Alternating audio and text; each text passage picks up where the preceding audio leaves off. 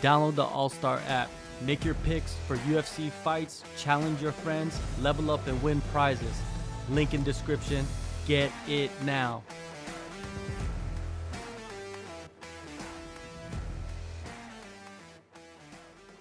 Yeah. So number one, you got, of course, John Jones and is the champion.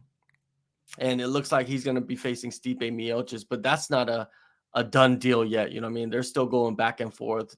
Gane is playing with them in the media. You know what I mean? Stuff like that's going on right now. You know, the whole deal. You got Cyril Gane at number 1. Pavlovich is number 3. Blaydes was number 4. Tom Aspinall's at number 5. I think the only options you have is to put him against either Cyril Gane if they put the fight between John Jones and Stipe together, or you slide him in against John Jones if Stipe doesn't play ball, because Stipe's been out for so long, right? It would be better, to be honest with you, it'd be better to have Sergei fight John Jones, right? Because it's a bigger threat. He's been more active. And I think more people would be interested in the fight. I don't know about casual fans. I don't know if casual fans even know really much about Stipe, to be honest with you, right? People talk about the popularity of Stipe. Is he that popular? Because Russia, they love fighting. Like, that whole area of the world loves fighting. And I guarantee you they know Sergei, right? They support Sergei to the fullest, right? So what do you think is the best option? Well, so there's a couple things, right? Like, so Stipe's popularity is interesting because to a casual fan, right? He's not the super exciting champion. He's the dude that, like, most casual fans know him as the dude that stopped Ngannou the first time, right? In a very boring way. And so they're not necessarily like super fans of him, but they at least know who he is. They know he's good. And so when you've got somebody like Jones, who's got a little bit more popularity, Stipe is a great B-side because it's like, okay, this is a real threat. I know, like, a casual fan's gonna say, okay, I know who Stipe is. That's a big deal. Let's watch this fight. Pavlovich, the interesting thing here, right, is, like, Russian fans aside, which, I mean, right now, geopolitically, right, Russia's got a lot going on. So there's all that. But that all aside, they've been putting Pavlovich mostly on fight nights. Like, this wasn't an ESPN fight night, right? Like, this was an ESPN Plus card. Like, that wasn't very stacked beyond. He's been on these cards where he hasn't got a ton of exposure unless you're going to be a hardcore fan watching. Yeah, maybe the highlights are up there, whatever. But he's not drawing in the numbers necessarily that tell me that he's a huge draw. Like, I know I think he's been on a pay-per-view once or maybe twice in somewhere on the card, but not on the co-main, I don't believe, which would be a little bit more of a draw, and not positioned in a way that, in my opinion, the promotion believes, okay, he's really drawing big numbers here, right? Like, not that I've seen anyway. But like you said, I mean, it makes all the sense in the world. He's a major knockout guy. I think if he doesn't lose to Overeem, I think they're pushing him to the moon. But he lost to Overeem pretty badly in his debut, so they kind of, takes the shine off a little bit for the casual fan. But I think Gane versus Aspinall is the way to go, with Pavlovich as the backup fighter, like you said, for Stipe Jones. Is let Pavlovich go get paid, put him in the picture, like, so that they know who he is on the broadcast, right? Because I think that'll be big. So if you've got a pay-per-view with Stipe and Jones and it does well, they're going to know this is the next contender. This is the guy who's knocking everybody out. That will expose the casual fan to him. I think that's the way to go. Because if you put him against Aspinall or you put him against Gane, that's a good fight. But, the casual fan isn't going to necessarily tune into a ESPN Plus card, maybe even an ESPN card where that's a headliner. Like, they might, but you're going to get more exposure on the pay-per-view with Jones Stipe, which is, greatest heavyweight of all time in UFC history, right? That's how they're going to bill Stipe, versus Jones, the, arguably the GOAT of all time. You're getting a lot more casual viewers there.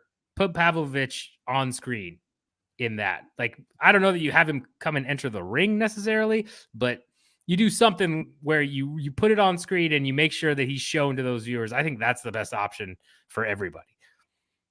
Yeah, I think from what you just mentioned about him being on just fight nights, he's only been on one pay-per-view, and that was the fight against Derek Lewis. Other Right. than that, he's been on fight nights continuously. You know, he was on a ESPN card way back in 2019. Um, and even the AllStar Overeem fight was on a fight night. You know what I mean? Like they must not think that he is worthy of pay-per-view cards, or just maybe the time didn't match up for him to be on a pay-per-view card. But you know, the UFC, they'll switch things around, you know what I mean, to put somebody in. And sometimes, you know, you get some weird fights, weird heavyweight fights on pay-per-view cards. I don't understand why they would not put Pavlovich on a pay-per-view card. He's known to just go in there and spark people, right? Just vaporize his opponents. Yeah, I think that's the best option, is like you make him, you know, because nowadays the UFC is all about the backup fighter for some reason. Like they change their tune on that, right? It's like, oh, you want to be the backup? Sure, I don't mind that. So yeah, you signed the deal, John Jones versus Stipe.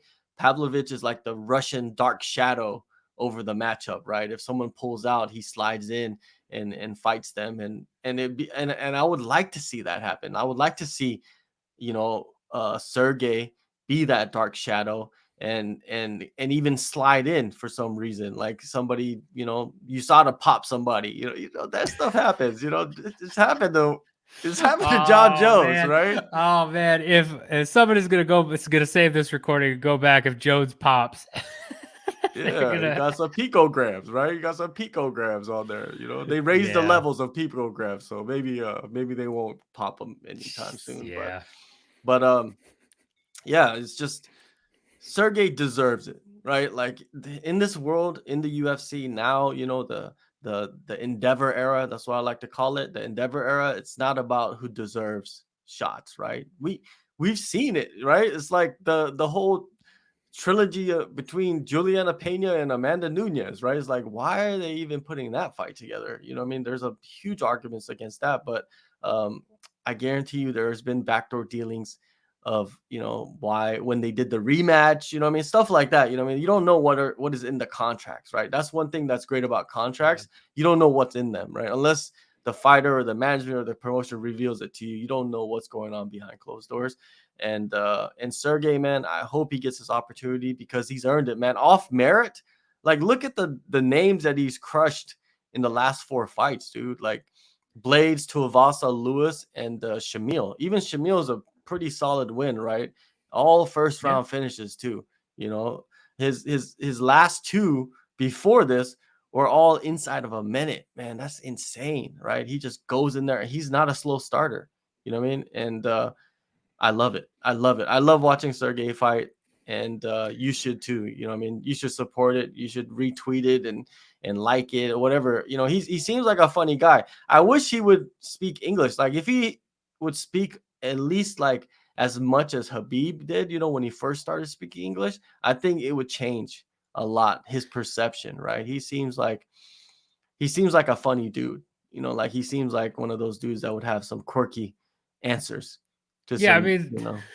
the fact he's just playing slots before his fight is like hilarious, and like, Yeah. he definitely seems like it would be quirky. And yeah, I mean, look, it's.